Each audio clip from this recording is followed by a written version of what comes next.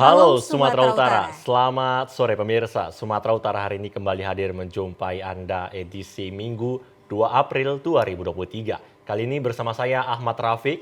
Dan saya Ayu Alvinia Kori. Seperti biasa pemirsa, sejumlah informasi aktual seputar Sumatera Utara telah dirangkum tim redaksi kami untuk Anda.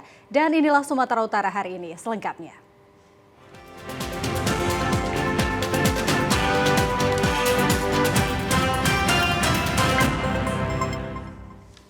Informasi pertama pemirsa, seorang pengedar uang palsu dengan modus membelanjakan sembako di Pajak Sore di Medan Utara ditangkap warga dan diserahkan ke Polres Pelabuhan Belawan kemarin sore. Pelaku merupakan bernama Ruslan, merupakan warga Jalan Veteran Pasar 3, Gang Sawit, Desa Manunggal, Kecamatan Medan Labuhan. Ditangkap warga di kawasan Pajak Sore beserta barang bukti uang palsu. Tukaran 100.000 sebanyak 7 lembar. Pelaku yang ditangkap warga langsung diikat tangannya dan nyaris diamuk warga. Selanjutnya diserahkan ke petugas kepolisian. Dalam aksinya, pelaku yang seorang diri ini mengedarkan uang palsu tukaran Rp100.000. Saat itu pelaku hendak membeli cabai merah di saat para pedagang sedang sibuk melayani para pembeli. Kejadian terungkap karena pedagang curiga melihat uang yang digunakan pelaku untuk membayar cabai yang dibelinya. Kapolres Pelabuhan Belawan AKBP Joshua Tampu Bolon mengatakan dari hasil pemeriksaan petugas pelaku pengedaran uang palsu yang didapat dari rekannya dengan cara berbelanja di Pajak Sore. Saat ini petugas kepolisian Polres Pelabuhan Belawan masih mengejar komplotan pengedar uang palsu yang namanya sudah ada di petugas kepolisian. Di mana si tersangka tersebut mengakui perbuatannya mendapatkan uang palsu dari seseorang yang menjadi DPO saat ini. Kemudian tujuannya adalah untuk membeli cabai kebutuhannya sehari-hari. Dan dia juga mengakui bahwa dia mengetahui uang palsu tersebut. Ketika kita tanyakan bagaimana perbedaan antara uang palsu dan asli, dia menyatakan bahwa untuk yang uang palsu itu tidak ada gambar pahlawan di dalamnya. Kita ke informasi lain pemirsa, Polda Sumatera Utara sudah memeriksa sebanyak 89 korban penggelapan uang wajib pajak kendaraan yang dilakukan Bribka AS bersama 4 orang pegawai honorer Bapenda Samosir. Setidaknya sudah lebih dari 200 orang yang melapor ke polisi terkait dengan penggelapan uang wajib pajak kendaraan yang dilakukan Bribka AS bersama 4 orang pegawai honorer Bapenda yang bekerja di UPT Samsat Pangururan. Dari 200 orang tersebut, setidaknya sudah 89 orang diperiksa polisi. Pemeriksaan mencakup nominal kerugian yang dialami para korban. Selain itu, tim khusus Polda Sumatera Utara juga sudah memeriksa kurir pengantar racun sianida dan mantan Kepala UPT Samsat Pangururan. Kepala Bidang Humas Polda Sumatera Utara Kombes Pol Hadi Wahyudi mengatakan, untuk pemeriksaan kurir pengantar sianida sudah dilakukan di Gedung Direktorat Kriminal Umum. Sedangkan untuk mantan Kepala UPT Samsat Pangururan berinisial GT diperiksa di Gedung Direktorat Kriminal Khusus. Hadi menyebut pihaknya akan terus menggali keterangan para saksi dan korban penggelapan uang pajak kendaraan. Hal itu dilakukan agar memberikan titik terang terkait kasus penggelapan uang wajib pajak kendaraan yang dilakukan oleh Bribka AS dan 4 orang pegawai honorer Bapenda. Kita masih terus bekerja, tim yang dari awal bekerja sampai dengan saat ini kita sudah untuk para wajib pajak itu sudah 89 lebih wajib pajak yang sudah kita mintai keterangan. Tentu itu berdasarkan dari layanan pengaduan yang sudah kita buka dari semenjak adanya kasus ini. Kemudian penyidik juga sudah memeriksa Kapolres Samosir, baik periode sebelum Kapolres AKBP Yogi yang sekarang maupun Kapolres AKBP Yoginya pun juga dimintai keterangan. Kemudian Kanit Regiden, Kasat Lantas, para petugas di Samsat UPT Pangururan, juga KUPT. Seorang warga yang bernama Heston Bertuah Panjaitan, usia 30 tahun, warga Jalan Pulau Irian, Kelurahan Belawan Bahari, Kecamatan Medan Belawan, diduga dianiaya oknum ormas. Korban Heston bertuah Panjaitan pada sore hari sekitar pukul 16.45 waktu Indonesia Barat. Pada saat dirinya sedang berjalan menuju ke Tangkahan untuk melaut, tiba-tiba sekelompok orang yang diduga organisasi kepemudaan di wilayah Belawan menghampiri korban dan langsung dibawa ke kantor Ormas yang beralamat Jalan Pelabuhan Raya, Kelurahan Belawan Bahari, Kecamatan Medan Belawan. Setibanya di dalam kantor Ormas tersebut, korban diborgol dan dianiaya dipukuli oknum Ormas Kepemudaan. Korban mengalami lebam di wajah dan memar pada pipi sebelah kiri dan kanan, juga luka pada bagian leher dan kuping hingga mengeluarkan darah. Penganiayaan terhadap dirinya dilakukan sekitar 6 orang pelaku. Keluarga korban langsung melaporkan penganiayaan dan pemukulan tersebut kepada Kapolsek Medan Belawan untuk membuat laporan. Hingga tadi malam, pihak kepolisian melakukan instruksi ulang atas kejadian terhadap korban. Dan saat ini kasusnya sudah ditangani Polsek Medan Belawan. Telepon orang itu ketuanya, itu datang dibilang, ini udah dapat orang itu katanya. Datanglah ketuanya, udah datang ketuanya, nggak lama langsung datang orang langsung mukul aku. Ada berapa orang yang mukul korban? Kalau yang apanya sekitar 5 orang, 6 orang ada yang mukul aku. Cuman nggak jelas sekali karena aku tunduk orangnya, nunduk waktu dipukul itu. Pemirsa, penangkapan seorang pengedar narkotika jenis pil ekstasi di Kota Medan, Sumatera Utara berujung ricuh usai sejumlah keluarga pelaku bersitegang dan terlibat aksi tarik-menarik dengan petugas Satres Narkoba Polrestabes Medan. Meskipun dihalangi, polisi akhirnya berhasil membawa pelaku berikut barang bukti 20 butir pil ekstasi. Ketegangan antara petugas Satres Narkoba Polrestabes Medan dengan sejumlah warga ini terjadi di Jalan Pagaruyung, Kota Medan setelah polisi menangkap seorang pemuda yang merupakan pengedar narkotika jenis pil ekstasi. Pelaku yang saat itu sudah dalam posisi tangan setengah diborgol dilindungi oleh sejumlah wanita agar tidak diboyong petugas.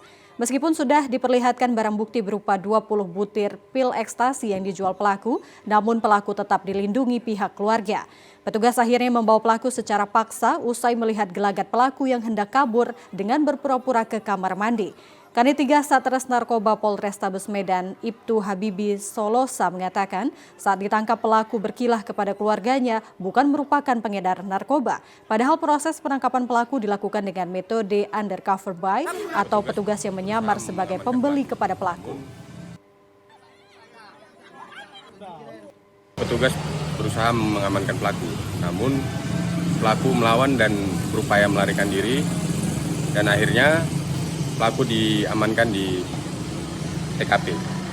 Untuk barang bukti yang diamankan sebanyak 20 butir pil ekstasi yang beratnya kurang lebih 7,48 gram. Kini polisi masih memburu pemasok barang haram yang telah diketahui identitasnya dan petugas masih mendalami penyelidikan keterangan terhadap pelaku. Sementara itu pemirsa, seorang pelanggan mencuri jam tangan pintar seharga jutaan rupiah terekam kamera pengintai. Inilah detik-detik kamera CCTV merekam seorang pelanggan yang diduga mengambil jam tangan pintar seharga jutaan rupiah milik pegawai servis center elektronik di Jalan Gatot Subroto, Medan kemarin. Dari hasil rekaman CCTV, pelaku mengenakan kemeja putih dan celana jeans. Pria tersebut terlihat mendekati meja yang terdapat satu jam pintar milik pegawai yang sedang mengisi baterai. Diketahui pria tersebut datang membawa televisi miliknya yang akan diservis. Setelah konsultasi dengan pegawai servis center, pria tersebut membatalkan servisnya. Sambil menunggu televisi miliknya, pelaku sempat berkeliling mengitari meja di ruang tunggu. Pemilik jam tangan yang merupakan pegawai servis center elektronik Novi mengungkapkan dirinya belum membuat laporan ke polisi. Ia berharap pelaku yang mengambil jam tangannya mengembalikannya. Contoh jam sama contoh handphone, nanya dipegang akan jam saya yang warna hitam itu. Nah ini warnanya apa aja, dia nanya ke teman saya. Warnanya apa aja, warna hitam semacam, udah oke, dia duduk kembali. Setelah itu kan dia cancel perbaikan untuk servis TV. Nah dia pas mau pulang tuh singgah dia tuh ke meja LDU. Nah itu dengan yang ada CCTV itu langsung pulang udah gitu aja. Pemirsa, informasi aktual lainnya dapat Anda ikuti setelah yang berikut ini. Tetaplah bersama kami di Sumatera Utara hari ini.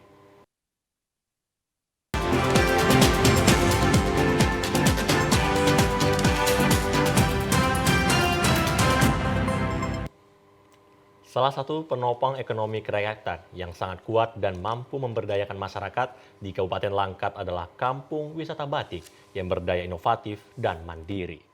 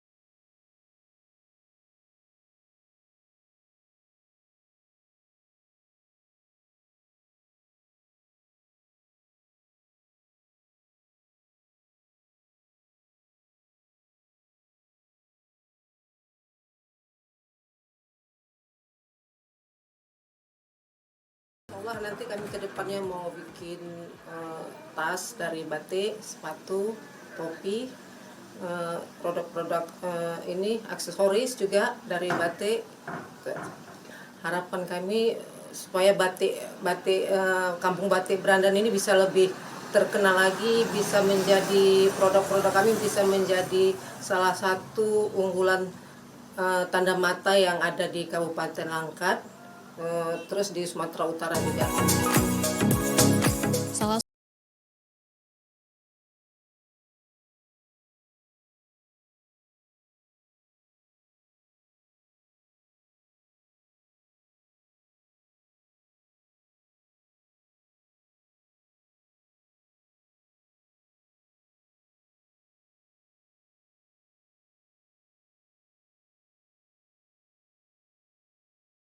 Kalau udah selesai semuanya, baru kelihatan baru sempurna, baru ini kita baru merasa puas dengan hasil yang udah kita dapat.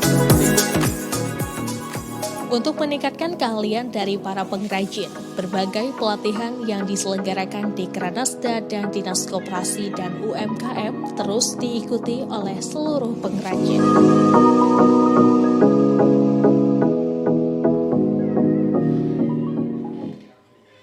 Perhatian pemerintah Provinsi Sumatera Utara terhadap anak-anak autis cukup baik, terutama dengan melakukan penambahan sarana dan prasarana untuk memudahkan anak-anak autis melakukan inovasi dan kreativitas. Sumatera Utara terdapat sekolah luar biasa SLB Negeri Autis yang bergerak di bidang pendidikan anak berkebutuhan khusus yang berada di Jalan Willem Iskandar Medan. SLB Autis ini resmi beroperasi pada Desember 2018 di bawah naungan Dinas Pendidikan Sumatera Utara. Berdirinya sekolah SLB Autis ini cukup mendapat antusias oleh para wali dan orang tua anak penyandang gangguan autis. SLB Autis dalam memberikan layanan diawali dengan melakukan kegiatan identifikasi terhadap anak untuk mengetahui apakah anak tersebut tergolong autis atau bukan. Apabila dari hasil identifikasi diketahui bahwa anak tergolong autis, maka dilanjutkan dengan kegiatan asesmen untuk mengetahui sejauh mana tingkat kemampuan yang sudah dimiliki oleh anak dalam mempersiapkan program yang akan diberikan kepadanya.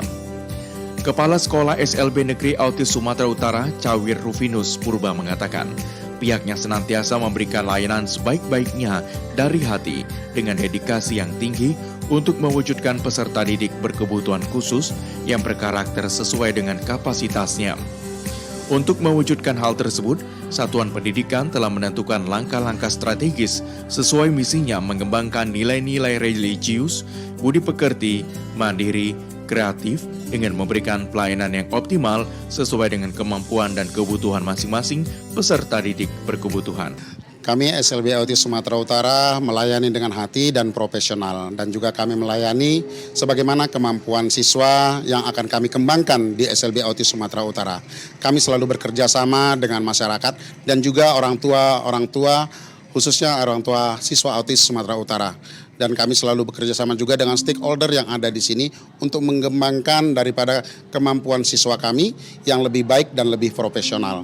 Dan kami juga melakukan kegiatan inovasi dan kreatif untuk anak-anak kami agar mereka bisa berkembang dengan baik sesuai dengan kemampuannya.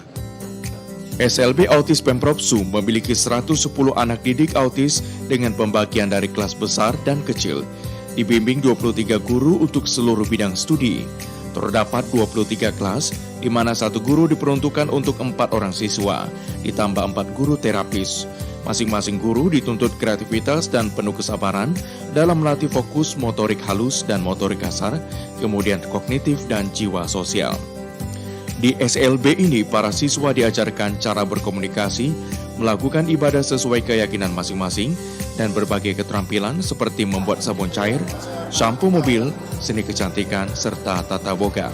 Salah seorang orang tua siswa Hotria Hutajulu mengatakan sangat terbantu dengan adanya SLB ini karena tidak dibebankan biaya, dan anaknya kini sudah bisa mandiri dan fokus pada setiap materi pembelajaran yang diberikan.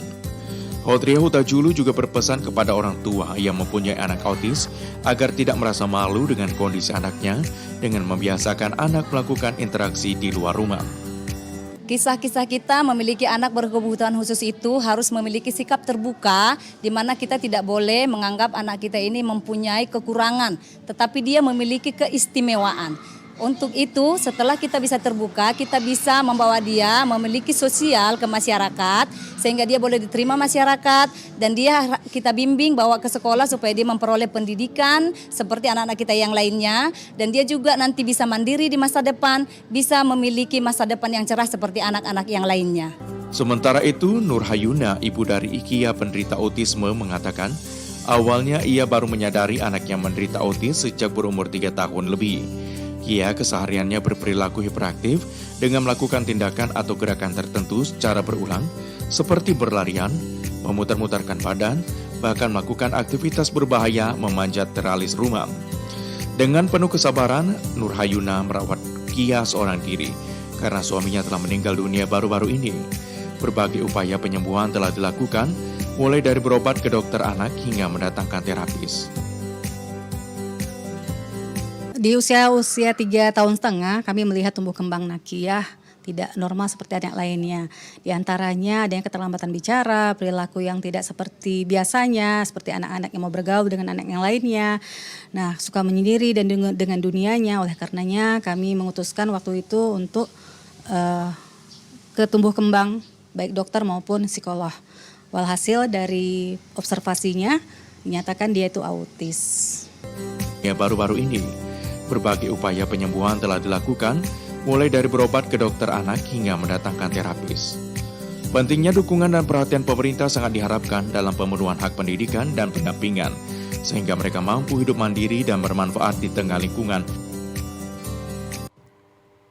Kebersihan lingkungan pada setiap daerah tentu memiliki poin dan standar yang berbeda-beda agar lingkungan bisa terus terjaga dengan baik. Setidaknya warga harus ikut berperan dalam menjaga lingkungan yang dimulai dari lingkungan rumah tinggal. Penghijauan merupakan salah satu cara menjaga lingkungan agar lingkungan menjadi asri dan sehat tanpa adanya pencemaran. Kehadiran tanaman hijau akan memberikan perlindungan. Sebagai upaya menjaga lingkungan hidup agar tetap asri, warga yang berada di lingkungan kawasan Tegal Sari, Kecamatan Medan Area, bersama Kepala Lingkungan dan Lurahnya bersinergi menjadikan kawasan ini menjadi kawasan yang ramah akan lingkungan dan syarat akan keindahan dengan cara memperindah kawasan lingkungan tempat mereka bermukim dengan penghijauan. Salah satunya dengan budidaya hidroponik serta menanam tanaman apotik hidup atau tanaman obat keluarga lainnya. Di bawah bimbingan lurah dan camat bersama warga setempat, kegiatan ini sebagai salah satu upaya dalam menjaga kawasan tempat tinggal mereka menjadi asri dan indah. Kepala Lingkungan 3 Tegal Sari, Kecamatan Medan Area, Abdul Qadir mengatakan selain menjaga keindahan lingkungan dengan tanaman hidroponik dan apotik hidup, upaya memperindah lingkungan salah satunya dengan membuat gang-gang swafoto bersama warga setempat. Pihaknya menyulap tembok dengan seni lukis mural. Lukisan mural membuat tembok yang awalnya terlihat polos kini berubah penuh dengan cat warna-warni. Tujuan membuat mural ini untuk memperindah lingkungan dan memberikan sarana dan mengapresiasi karya anak muda, khususnya bidang seni mural, sehingga menjadikan dinding di lingkungan warga menjadi lebih hidup. Tujuannya itu salah satunya satu untuk keindahan. Yang kedua, saya melihat potensi wilayah itu. Apalagi sekarang ini macam dari program Pak Bobi, itu dia lebih menekankan kepada kebersihan lingkungan. Makanya inisiatif saya gimana supaya lingkungan itu bersih, nampak indah, itulah kita cat, kita berikan warna-warni dan kita bentuk dalam gambar-gambar supaya indah pemandangan itu tadi. Pemerintah membentuk kelompok-kelompok dan mereka nanti kan mendatangkan semacam tutor-tutor gimana caranya untuk menata lingkungan, gimana cara berbuat semacam menanam tanaman, memanfaatkan lahan-lahan yang bisa dimanfaatkan agar jangan terjadi seperti lalang-lalang yang menimbulkan hal-hal yang tidak diingini seperti penyakit atau gitu. Kegiatan pembenahan kawasan lewat penghijauan dan seni mural di lingkungan ini dapat memberikan motivasi dalam kepedulian kepada warga serta masyarakat yang melewati kawasan ini. Abdul Qadir berharap semoga dengan kolaborasi ini kedepannya dapat mewujudkan lingkungan wilayah yang bersih dan menyemangati warganya dan tercipta kebahagiaan. Penataan lingkungan merupakan suatu kegiatan di lingkup permukiman yang bertujuan membangun lingkungan fisik yang sehat, tertib, selaras, dan lestari, serta ingin mengentaskan diri dari kata kumuh. Seperti keberadaan Kampung Selfie yang berada di lingkungan 1, Kelurahan Anggrung, Medan, Pelonia. Kawasan yang dikenal kumuh dan dijadikan sarang penjual narkotika, saat ini menjadi sebuah ikon wisata baru yang ada di Kota Medan, sehingga siapa saja bisa datang ke sini. Dengan membuat ganggang swafoto, bersama warga setempat, pihak kelurahan bersama warga menyulap tembok dengan seni lukis mural. Lukisan mural membuat tembok yang awalnya terlihat polos kini berubah penuh dengan cat warna-warni.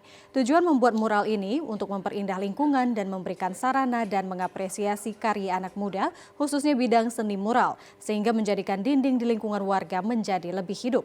Memasuki Kampung Selfie, kita akan disambut warna-warni di kanan kiri tembok. Selain itu, di tembok juga dihiasi oleh tanaman di pot yang terbuat dari pipa. Di bagian langit-langit juga dihiasi oleh tumbuhan menjalar yang memberi kesan asri dan sejuk tentunya. Jalanan di kampung ini terlihat bersih dan bebas dari sampah. Kampung Selfie masih dalam tahap pengembangan dan bertahap. Masalah kebersihan, kesehatan, dan pemberdayaan UMKM serta penanganan banjir dan masalah kesehatan. Di sini antara 5 program itu kami meningkatkan program Pak Wali Kota, salah satunya ada produk UMKM. Di sini UMKM kami termasuk yaitu jahit-menjahit serta kuliner. Maintenance-nya maksudnya perawatannya ya kami memberikan yang terbaik gitu perawatannya. Maksudnya ke depannya nanti ini memang menjadi yang terbaik lagi gitu. Warga Kelurahan Anggrung, Ruhut Hutahayan memberikan apresiasi program penataan yang dilakukan oleh pihak Kelurahan Anggrung. Dalam program penataan lingkungan, warga bersama petugas kelurahan selalu bersinergi dalam menjaga menata lingkungan karena hal tersebut merupakan unsur penting dalam hal keindahan, kesehatan, dan pencegahan, sehingga tidak mudah terserang berbagai penyakit. Tidak hanya penataan di lingkungan, ini juga turut dilakukan pemberdayaan masyarakat lewat kursus menjahit bagi kaum ibu dan remaja putri dengan tujuan pemberdayaan masyarakat di bidang usaha kecil menengah sehingga menghasilkan masyarakat yang madani dan berdikari, juga membuka lapangan pekerjaan bagi masyarakat. Di lingkungan kita ini kebersihannya terutama buat kebersihan dan lingkungan dan keamanan sangat didukung dari kelurahan. Nah, buat kebersihan dan pembersihan lingkungan juga turut berperan dari pihak kelurahan. Nah, kalau keamanan di lingkungan kita ini kita bentuk Siskamling, sistem keamanan lingkungan yang disuadai oleh masyarakat sini. Jadi sejak kita buat ini Siskamlingnya, kami merasa aman, tidak pernah lagi ada pencurian-pencurian ataupun kehilangan-kehilangan di lingkungan kita ini. Sinergitas yang dibangun oleh warga dan unsur pemerintah setempat dalam menciptakan suatu lingkungan yang bersih, indah, dan nyaman patut diberikan apresiasi dan dicontoh pada daerah lainnya.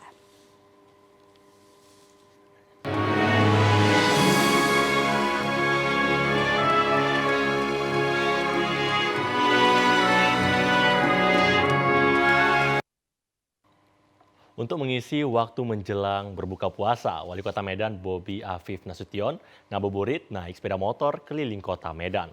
Hal ini dilakukan sebagai bentuk kampanye untuk menekan angka kriminalitas dan begal yang semakin kian meningkat.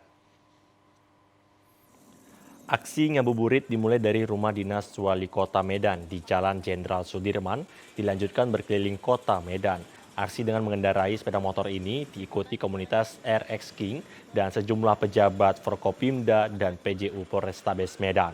Dengan mengendarai sepeda motor, Wali Kota Medan Bobi Afif Nasution menyusuri sejumlah ruas jalan di Kota Medan dan memantau situasi keamanan dan ketertiban di Kota Medan. Aksi mengendarai sepeda motor berhenti di tempat nongkrong anak muda Kota Medan dan dilanjutkan dengan buka puasa bersama komunitas dan anak yatim piatu.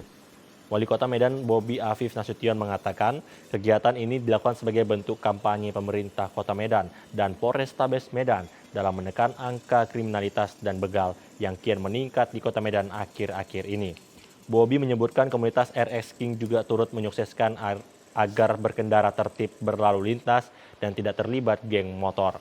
Wali Kota Medan Bobi Afif Nasution berharap seluruh komunitas motor dapat membantu menjaga keamanan dan ketertiban di Kota Medan serta tidak membuat tindakan yang menjurus kepada aksi kriminalitas. Mudah-mudahan semangat dari anak-anak motor dua tak ini, semangat berbaginya semakin luas ke komunitas-komunitas motor yang lain ataupun komunitas yang lain. Dan tadi juga teman-teman sepakat untuk tertib di jalan, membantu kami pemerintah Kota Medan juga dengan pihak kepolisian dan Polrestabes Medan untuk tertib di jalan agar mengajak seluruh anak-anak motor. Ini kampanyenya anak motor sama geng motor itu berbeda. Anak motor, pecinta motor ikut tertib di jalan gitu. Wakil Gubernur Sumatera Utara Musa Rajeksa mengapresiasi pelaksanaan Musabakoh Tilawatil Quran dan diharapkan mampu menjadikan generasi insani yang Qurani mengabdi kepada bangsa dan negara di tengah tantangan era globalisasi saat ini.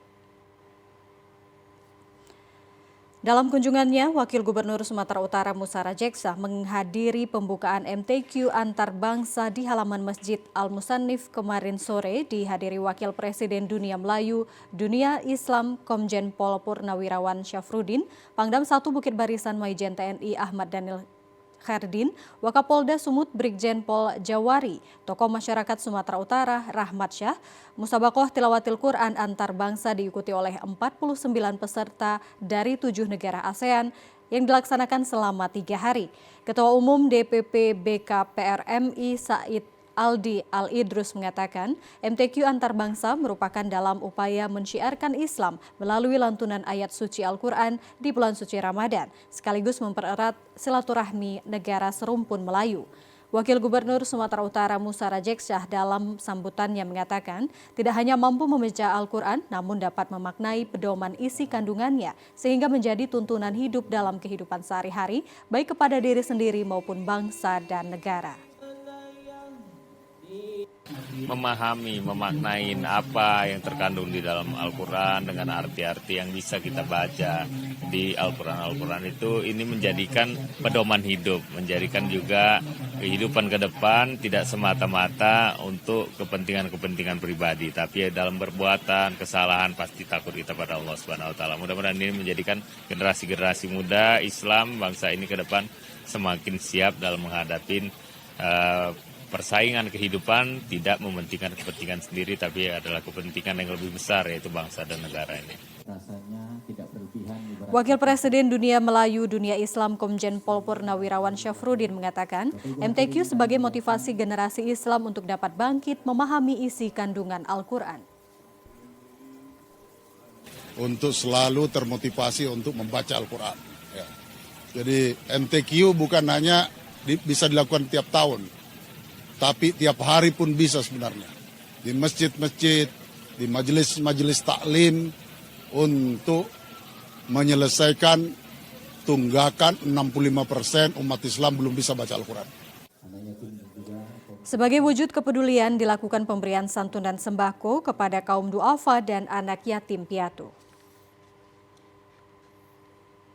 Safari Subuh Arafah pada minggu kedua Ramadan 1444 Hijriah, Pangdam 1 Bukit Barisan mengunjungi Masjid Nurul Islam. Pangdam 1 Bukit Barisan mengajak pemuda untuk ikut serta dalam meramaikan masjid. Menyebarkan syiar Islam terus dilakukan Pangdam 1 Bukit Barisan bersama tim Safari Subuh Arafah. Pada minggu kedua Ramadan 1444 Hijriah, Pangdam 1 Bukit Barisan bersafari subuh di Masjid Nurul Islam, Jalan Karya Medan pagi tadi. Kegiatan safari subuh ini selain menjadi ajang silaturahmi antara jamaah, juga sebagai wujud membangun kepedulian antara pemuda dan masyarakat dalam meramaikan masjid.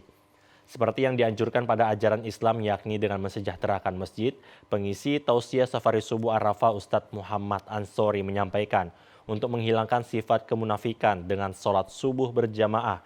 Pangdam 1 Bukit Barisan Mayor Jenderal TNI Ahmad Daniel Chardin mengatakan Badan Kemakmuran Masjid harus dapat menciptakan masjid sebagai tempat yang nyaman dan mampu menyelesaikan masalah di lingkungan sekitar. Safari Subuh Arafah yang terus berjalan dari masjid ke masjid ditargetkan mampu menciptakan rasa aman dan nyaman pada lingkungan masjid. Yang coba kita bangun adalah membangun silaturahim bersama Muslim, kemudian kita saling ingat mengingatkan, saling memberitahu hal-hal yang kebaikan. Dengan demikian hubungan silaturahim sesama kita Muslim, ukhuwah Islamiyah itu bisa terbangun, nanti berujung pada ukhuwah watoniyah dan yang lainnya. Dengan demikian Islam di Indonesia akan semakin lebih baik untuk menjalankan semua ajaran-ajaran Islam itu secara kafah. Rektor Universitas Perguruan Tinggi di Medan, Agus Sani menjelaskan dalam menyebarkan syiar Islam seperti mensejahterakan masjid dimulai dari kalangan mahasiswa.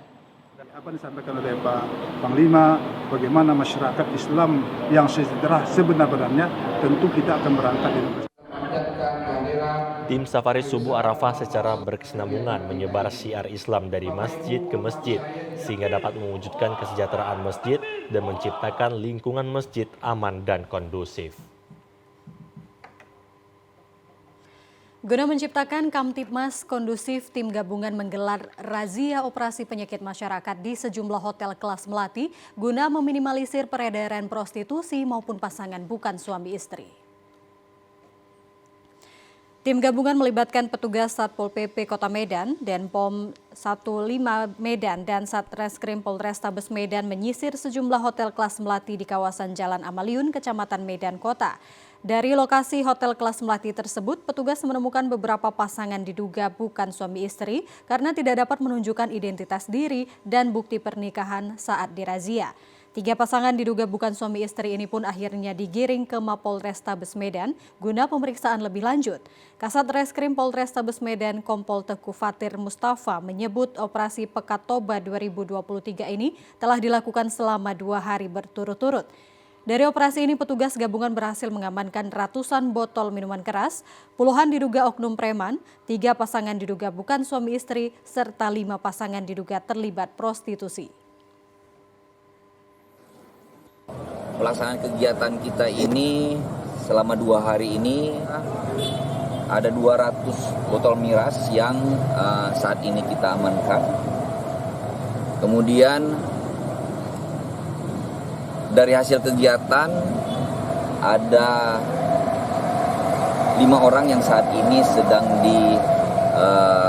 diambil keterangannya, juga bersama-sama dengan Dinas Sosial dan UPT PPA Kota Medan yang terindikasi adanya tindakan prostitusi. Razia penyakit masyarakat pekat rutin digelar oleh petugas gabungan selama bulan Ramadan, sekaligus berpatroli merazia geng motor dan antisipasi tawuran guna menciptakan suasana yang kondusif di tengah masyarakat.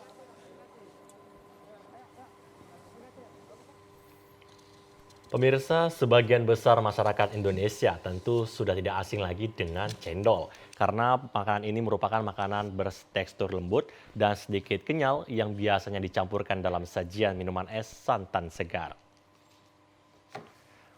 Pada umumnya cendol dibuat dengan berbagai macam warna, mulai dari warna putih, hijau, merah, dan coklat. Sajian cendol lembut ini dapat dibuat dari berbagai jenis tepung seperti tepung beras, tepung sagu, dan tepung hunke. Bukan hanya itu, cendol juga dapat dibuat dari tepung tapioka atau tepung kanji.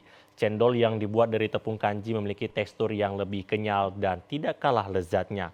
Untuk pembuatan cendol dari tepung kanji ini cukup mudah dan sangat sederhana tanpa bahan pengawet.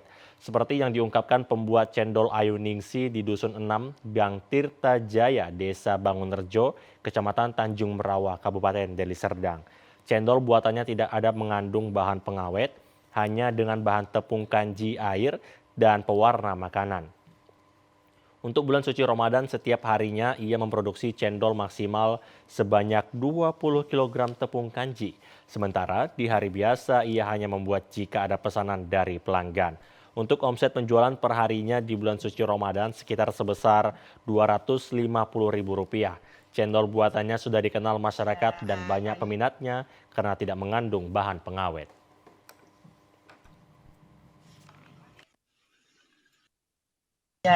Kanji kita kasih air, kita masak seperti lem. Baru dimasukkan di kanji kering. Lalu diaduk-aduk sampai rata, sampai mencampur. Lalu kita siram air sampai adonannya rata. Lalu bisa diginikan, bisa mulur gitu, baru kita masak di air mendidih. Udah siap itu kita angkat, kita cuci sampai dingin. Udah dingin, kita rendam di air dingin. Ya udah selesai. Pemirsa, berikut informasi perakiraan cuaca esok hari dari Badan Meteorologi, Klimatologi, dan Geofisika Wilayah 1 Medan. Halo Sobat BMKG, kembali lagi bersama saya Aro Prakirawan Balai Besar MKG Wilayah 1 Medan yang akan menginformasikan perakiraan cuaca dan hotspot Provinsi Sumatera Utara Senin 3 April 2023. Untuk pagi hari, cerah berawan di wilayah Sumatera Utara, siang hingga sore hari berawan dan berpeluang hujan ringan hingga lebat di sebagian besar wilayah Sumatera Utara. Potensi hujan lebat terjadi di wilayah Karo, Toba, Samosir, Humbangas Sundutan, Tapanuli Utara, dan sekitarnya. Untuk malam hari, berpeluang hujan ringan hingga lebat di sebagian wilayah Sumatera Utara, dengan potensi hujan lebat terjadi di wilayah Toba, Samosir, dan sekitarnya. Untuk dini hari, berawan dan berpeluang hujan ringan di wilayah Mandeling Natal, dengan suhu udara 16 hingga 33 derajat Celcius, dengan kelembapan udara 65 hingga 98%, angin bertiup dari barat hingga barat laut, dengan kecepatan 10 hingga 30 km per jam. Titik panas atau hotspot di Sumatera Utara pertanggal 1 April 2023 tidak ada. Himbauan kepada masyarakat di wilayah Sumatera Utara untuk tetap waspada terhadap perubahan cuaca signifikan seperti hujan lebat dan angin kencang yang bersifat lokal di wilayah pantai barat, lereng barat, pegunungan, dan sebagian lereng timur Sumatera Utara. Dan dalam waktu yang singkat pada siang hingga sore hari. Sekian perakiraan Senin 3 April 2023. Selamat menunaikan ibadah puasa bagi yang menunaikan.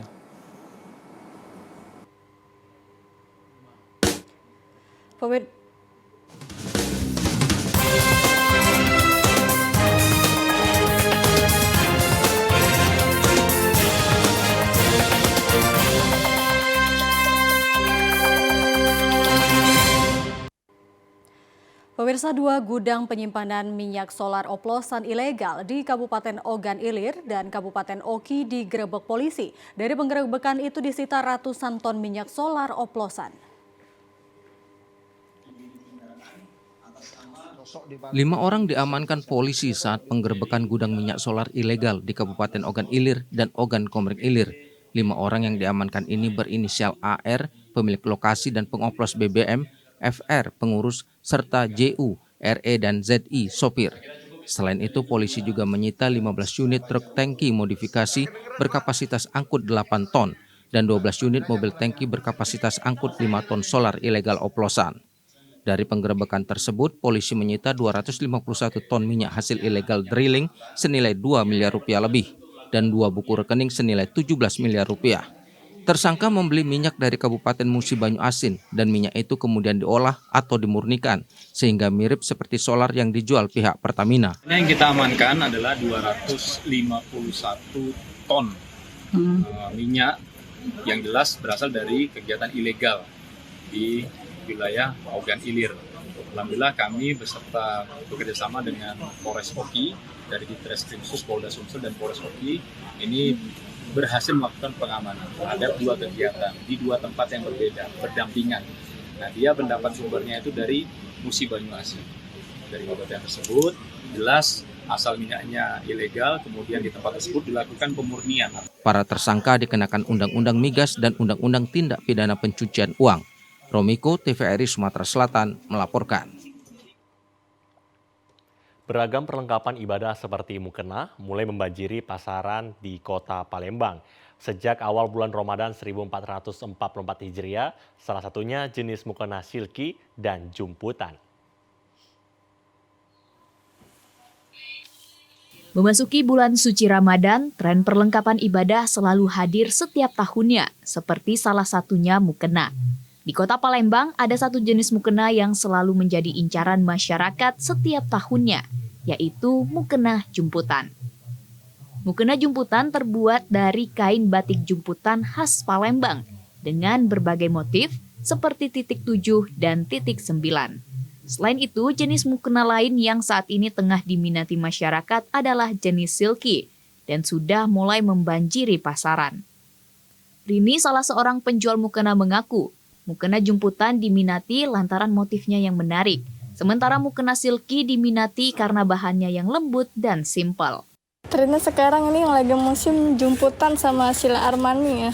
Apalagi ini yang terbaru Lesti dia. Jumputannya itu banyak macam dia. Ada yang titik 7 sama titik 9. Sil itu bahannya lembut dia, enak dipakainya, adem. Itu juga modelnya ada pakai resleting yang terbaru sekarang kan. Yang banyak diminati itu banyakannya kalau buat pakai sehari-hari jumputan ya. Tapi kebanyakan orang kalau buat pergi banyaknya nyari yang silky dia. Karena simple. Harganya itu mulai dari 150. Untuk harga mukena silki dan mukena jumputan dijual mulai dari Rp150.000, tergantung motif dan jenisnya. Afifah Sari, TVRI Sumsel melaporkan. Pemirsa, informasi tadi mengakhiri perjumpaan kita di Sumatera Utara hari ini. Mewakili kerabat kerja yang bertugas, saya Ahmad Rafiq. Dan saya Ayu Alviniokori. Terima kasih, selamat sore dan sampai jumpa.